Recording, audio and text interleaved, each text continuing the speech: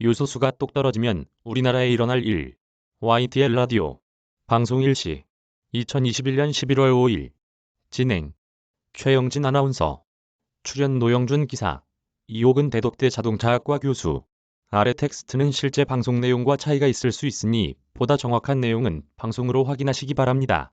최영진 아나운서 요즘 디젤 엔진 차량에 필수적으로 들어가는 요소수 품귀 현상이 지속되면서 시장 분위기가 심상치 않습니다. 당장 요소수가 없으면 운전할 수 없는 상황이라고 하는데요. 생업으로 차량 운전업에 종사하는 분들의 걱정이 이만저만이 아닙니다. 어제 저희 애청자 한 분께서도 요즘 요소수 대란으로 힘드네요. 레미콘 운전을 하는데 요소수 때문에 일을 멈춰야 하는 일이 생길 수 있을 것 같아 걱정입니다. 일도 일이지만 차량 할부가 걱정인 요즘입니다라는 내용의 한숨 섞인 문자를 보내주셨는데요. 오늘 먼저 이분 얘기 좀 들어보겠습니다. 레미콘 차량 운전하시는 슬라생 애청자 노영준 씨 전화 연결돼 있습니다. 안녕하세요. 노영준 기사. 네, 안녕하십니까. 최영진. 저희가 갑자기 전화 연결드려서 놀라지 않으셨나요? 노영준. 많이 놀랐죠. 열심히 듣고만 있다가 전화가 오니까 당황했죠. 최영진. 오늘 전화 연결 정말 감사드리고요. 현재 건설 현장 레미콘 차량 운행하고 계시다고 들었습니다. 레미콘 차량은 요소수가 없으면 차량 운행이 아예 안 되는 건가요? 노영준. 요소수가 없으면 차 출력이 많이 떨어지거든요. 그러니까 짐을 실은 상태에서 달리다 보니까 출력이 저하되면 달리기가 힘들어지고 요소수가 다 떨어지게 되면 시동이 안 걸리게 됩니다. 차량 설계에서부터 요소수가 없으면 시동이 걸리지 않게 설계가 되어 있다고 하더라고요. 최영진. 네, 최근에 중고마켓을 통해서 한 통에 10만 원씩 올라오고 그런다는데 원래 가격이 어느 정도 했습니까? 노영준.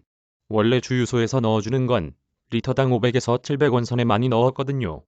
그리고 이제 시장에서 파는 건 개별 10리터짜리가 7,000원 정도 선에서 움직였는데 지금은 솔직히 그 가격에는 살 수가 없고요. 가격 자체가 오르다 보니까 구하기도 힘들고요. 온라인 들어가 보면 10만 원 이상씩도 많이 올라오고 있고요. 최영진. 실제로 온라인을 통해서 구매를 하려고 해보셨나요? 노영준. 솔직히 그 제품은 못 믿겠더라고요. 어떤 사람들이 사재기 해놓고 아니면 그 안에 정품인지 비품인지도 모르겠고요. 최영진. 불량일 수도 있으니까요. 노영준. 그렇죠. 만약 불량을 썼을 때는 차량의 센서 같은 게 많이 고장이 나니까요. 최영진. 일단 비싼 값에 올라옵니다만 그마저도 불안해서 믿지 못한다. 요소수는 수시로 보충이 필요한 겁니까? 노영준. 지금 요소수 같은 경우는 주행량에 따라서 많이 다른데요. 레미콘 하시는 분들 같은 경우는 한 달에 10리터짜리 7에서 8통을 소비하고 있어요. 그러면 70에서 80리터 정도 소비하고 있고요. 주로 따지면 많이 쓴다면 2에서 3통도 쓰고요. 최영진. 그렇군요. 그러면 선생님께서는 어느 정도 기간마다 보충하셨나요? 노영준. 저 같은 경우는 저도 마찬가지로 일주일에 한두 통 정도. 최영진. 주유소에 가도 요소수가 없다는 얘기도 들리는데 요즘엔 어떻게 운행하고 계십니까? 노영준. 저도 지금 일단 차에 보충되어 있는 게 70% 정도가 있는데 그게 요소수 한 40리터 정도라고 보시면 되거든요. 그게 있고 저희는 요소수가 떨어지면 차가 언제든지 설 수 있기 때문에 한두 개씩은 다들 비축해 놓거든요. 그래서 저도 마찬가지로 차에 2개 정도가 있는데 레미콘 같은 경우는 기사들이 같이 일을 하기 때문에 그분들이 여유 있는 것 가지고 버틸 때까지는 버텨보자. 서로 도와주고 그러고 있는데요. 이것도 실질적으로 다음 주 정도 되면 떨어져서 대책이 없는 것 같아요. 최영진. 이게 지금 비축되어 있는 요소수가 떨어지면 다음 주로 예상을 하시는데요. 그게 떨어지면 대책이 없는 상황입니까? 노영준. 대책이 없죠. 그렇지 않아도 조금 전에 주유소를 한번 다녀왔는데요. 주유소에 요소수가 언제쯤 들어오는지 문의를 해봤는데 주유소에서 하는 얘기도 언제 들어올지도 모르겠고 그냥 기다리는 수밖에 없다고 얘기를 하더라고요. 최영진. 그럼 요소수 떨어지면 그게 바로 생업과 직결되는 거 아닙니까? 노영준. 그렇죠. 생업, 일이 없는 게 아니라 요소수 때문에 일을 못하게 되는 상황이 벌어지는 거죠. 최영진. 레미콘 차량 같은 경우에도 화물차처럼 개인이 운행하는 건가요? 노영준. 네, 맞습니다. 최영진. 그럼 요소수가 없으면 운전을 못하기 때문에 바로 생업에 타격이 있을 수밖에 없고요. 상황이 계속되면 레미콘 차량이 가야 하는 건설 현장에도 결국 영향을 줄 수 있겠네요. 노영준. 공사 지연은 당연히 될 수밖에 없고요. 그래도 레미콘 같은 경우는 건설 기계 장비들 중에서는 많이 쓰는 편은 아니고 덤프트럭이나 시멘트를 나르는 차량, 그런 차들이 먼저 요소수를 쓸 가능성이 크고요. 순차적으로 그렇게 될 것 같다는 생각도 들더라고요. 최영진. 지금 애청자 한 분도 심란합니다. 저도 열흘치 정도밖에 없고요. 어디 가서 살 수가 없습니다라고 하셨는데요. 혹시 정부에 하시고 싶으신 말씀이 있으세요? 노영준. 분명히 정부에서 했던 이야기는 3개월치 정도의 여유가 있다고 분명 언론에서도 이야기를 하고 걱정하지 말라고 했었잖아요. 최영진. 저도 기사로 봤습니다. 노영준. 그런데 실질적으로 시장에서 느끼는 건 구할 수가 없으니까요. 누가 사재기 하시는 분들이 있는 것 같기도 하고 아니면 요소수 판매소에서 괜히 안 파는 것 같기도 하고요. 저희 회사 근처에도 요소수 판매소가 있는데 항상 보면 문을 잠가 놓고 있더라고요. 그렇기 때문에 제일 먼저 매점 매석하지 말고 정부에서는 최대한 대책을 세워줘야 될 것 같아요. 최영진. 저희가 좋은 소식으로 연결했어야 하는데 힘든 상황에서 연결 대단히 감사드립니다. 빨리 정부에서 조속히 해결책을 마련해 주시길 바랍니다. 애청자 노영준 기사님, 말씀 고맙습니다. 노영준. 고맙습니다. 최영진. 이 요소수 도대체 뭐길래 왜 이런 대란이 일어난 건지, 대안은 없는 건지. 이어서 이옥은 대덕대 자동차학과 교수 연결해 자세히 들어보겠습니다. 안녕하세요. 이옥은 교수. 네, 안녕하세요. 최영진. 앞선 인터뷰를 듣고도 가슴이 먹먹해졌는데요. 도대체 이 요소수가 뭔가요? 이옥은. 일단 자동차 하면 최근에는 환경에 대한 이슈가 가장 크다는 건 다들 알고 계시잖아요. 7에서 8년 전에 폭스바겐 사태, 배출가스 조작건, 여러 가지가 있었고요. 그 중에서 경유 차량이 지금 난리인데 경유 차량의 경우 질소산화물이 상당히 인체에 해롭고 1급 발암물질로 구분되어 있거든요. 그래서 질소산화물에 대한 규제가 상당히 강력한데 그래서 92년 유로 1부터 배출가스 기준을 점차 강화해서 유로 6 단계의 강력한 규제를 받고 있는데요.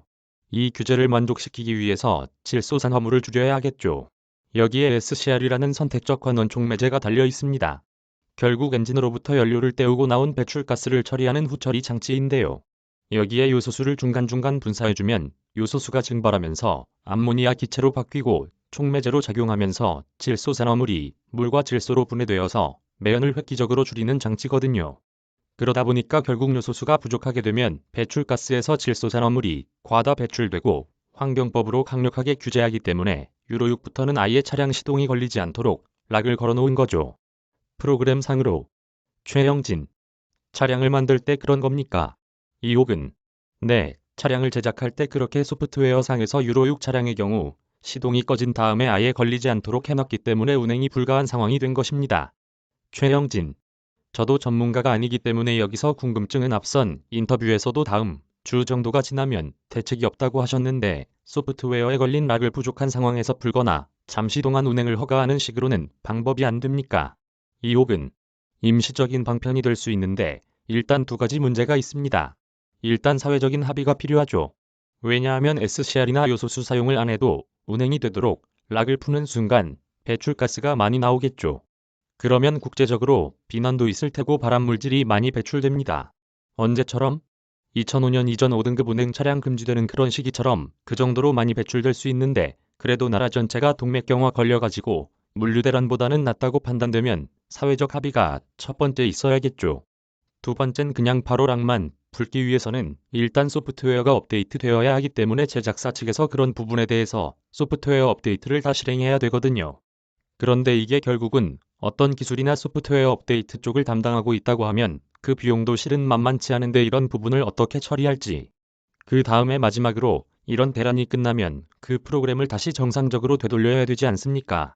두 번이 소프트웨어 업데이트를 전국에 있는 200만 대의 대형 화물 트럭들이 동시에 받을 수 있는 인프라도 필요하고 또 한 가지는 잠시 락을 풀어서 SCR의 가동을 멈추게 했을 때 각종 노즐이나 부품들이 고열에 장기간 노출되면서 약간의 손상이 있을 수 있거든요. 그랬을 때 AS 비용이 500에서 600만 원에서 대형 화물차는 1000만 원까지 갈 수 있는데요. 결국 제작사에 물어봤는데 이런 부분에 대해서 일부 정제수만 집어넣고 프로그램을 하면 쓸 수는 있다. 맞습니다. 이걸 장기간 이렇게 썼을 때 어떤 이상이 발생할지에 대해서는 아무도 연구한 적이 없거든요. 그렇다 보니까 추후 발생할 수 있는 문제에 대해서 상당히 공포스러운 면도 있고 이런 부분을 제작사가 다 떠안을 수 없고 결국 이런 부분도 가능은 하지만 사회적 합의와 정부의 결단, 어느 정도의 예산 지원이 필요한 부분이다. 이렇게 말씀드릴 수 있습니다. 최영진, 말씀하신 내용 들어보니까 현실적으로 쉽지 않겠다는 생각이 드는데요. 왜 갑자기 요소수가 부족해진 건가요? 이혹은 일단 우리나라가 중국에 대부분 의존했다는 게 가장 큰 문제고요. 중국이 전 세계 요소 생산국 중 매년 약 500만 톤으로 세계 1위고요. 올 9월까지 수출량을 보면 절반 정도인 47.5%가 인도에 판매됐고 두 번째로 14%인 56만 톤을 한국이 수입해왔거든요. 그래서 우리나라는 요소수 생산량 전량을 중국에 의존한다는 게 가장 중요한 문제였고요. 요소수 원료인 산업용 요수의 97.6%를 중국에서 들여오고 있거든요. 이 상황에서 중국이 호주하고 석탄 무역 분쟁이 발생했다는 뉴스가 있었습니다. 그러다 보니까 석탄에서부터 이런 것들을 추출하는 등 여러 문제가 있는데 중국이 석탄 수입 문제를 놓고 갈등을 빚으면서 요소수 수출을 중단한 거죠. 그래서 직구하시는 분들도 중국 측의 해외 직구로 될 줄 알았는데 중국에서 수출을 금지해가지고 배송이 중단되는 사태가 벌어지고 있습니다. 최영진, 결국 중국도 자국 내 석탄이 부족해지면서 요소수 수출을 중단한 거네요. 이혹은 맞습니다. 중국의 수출 중단이 가장 큰 원인이라 볼 수 있어요.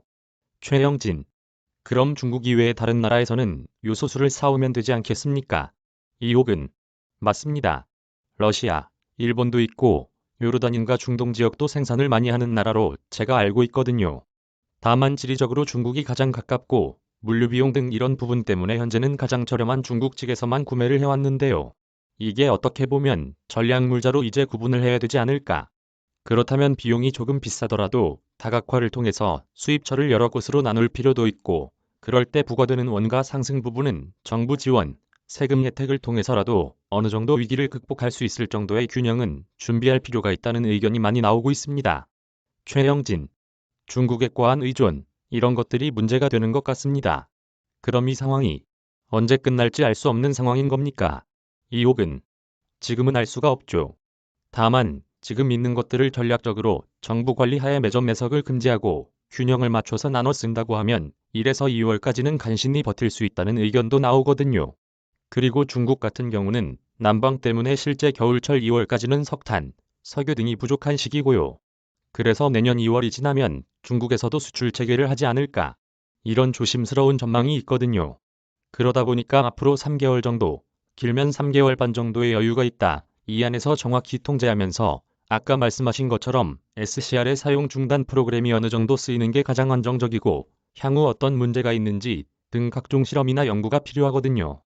지금부터라도 모든 다양한 방법들을 동시에 진행해야 2월 달에 혹시 대란이 왔을 때에 적당하게 대응할 수 있지 않을까 이렇게 보고 있습니다. 최영진, 그럼요. 지금 이건 누군가에게 생계거든요. 정부 차원에서 다각도로 대책을 세워주시길 바라겠고요. 우리나라에서는 못 만드나요? 이혹은 아닙니다. 과거에는 국내에서도 요소를 생산하는 업체들이 제법 있었는데요.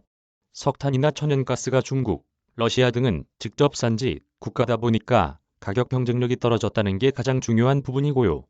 약 8년 전인 2013년 전후로 요소 생산 업체들이 다 폐업한 상태죠. 그래서 이번 사태를 계기로 국내 업체가 다시 요소 생산에 뛰어들 수도 있지만 가격 경쟁력을 맞추기는 조금 어려운데 말씀드린 것처럼 이런 부분을 전략 부품으로 구분해서 이런 부분은 정부 지원을 통해서라도 어느 정도 물량을 확보하는 게 중요하다고 볼 수 있습니다. 최영진, 대형 차량들이 멈추면 경제나 사회 곳곳에도 영향이 가잖아요. 당장 물류 이동이 멈출 수도 있다는 전망이 나오거든요. 이혹은 맞습니다. 물류 이동 멈춘다는 건 당연한 위기의식으로 처음 다가오고요. 대형 화물 트럭의 경우 예를 들어서 대전 부산 정도 거리를 움직이는데 요소수가 10리터 정도 소모된다고 보거든요.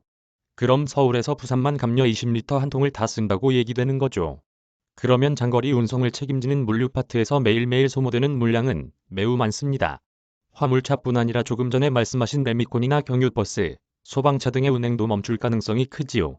물론 소방차의 경우 제가 알아본 바에 의하면 최대 6개월 사용분을 비축하고는 있습니다만 정부 차원에서 이 부분을 일부 나눠서 민간업자들이나 기관들하고 사용하는 부분도 고려하고 있다고 하는데요. 결국은 늘 살얼음판을 걷는 것이고 안심할 수 없는 상황입니다. 최영진. 말씀하신 소방차 외 구급차도 영향을 받는다는 이야기가 나오는데요. 이옥은. 맞습니다. 구급차, 마을버스, 최근에 가장 많이 이용하는 택배 서비스, 배송 서비스도 다 중단될 위기가 있는 거죠.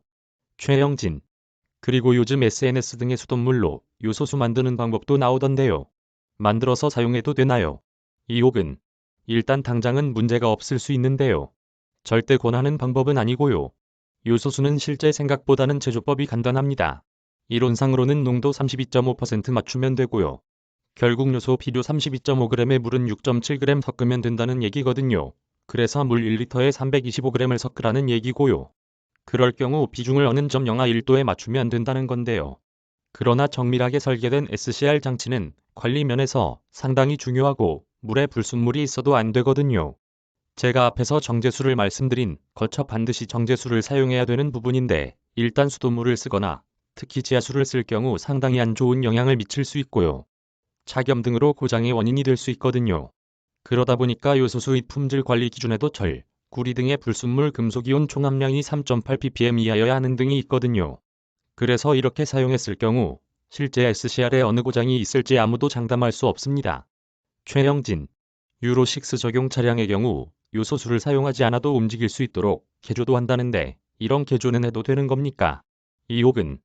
개조하면 당장은 가능합니다만 노즐이 요소수로 인해서 냉각되는 효과 없이 지속적으로 열에 노출되기 때문에 실제 노즐의 고장 원인이 될 수도 있고 배출가스는 지금보다 수십 배 이상 많이 나올 위험성이 있기 때문에 실제 소프트웨어 업데이트를 통한다고 해도 정제수를 일부 집어넣고 노즐을 쿨링하면서 프로그램상에서 과도한 배출가스를 만들지 않도록 프로그램 업데이트를 하면 할 만합니다. 최영진. 네, 오늘 말씀 고맙습니다. 이옥은. 고맙습니다. YTN 이은지. YTN은 YTN 플러스 무단전제 및 재배포 금지.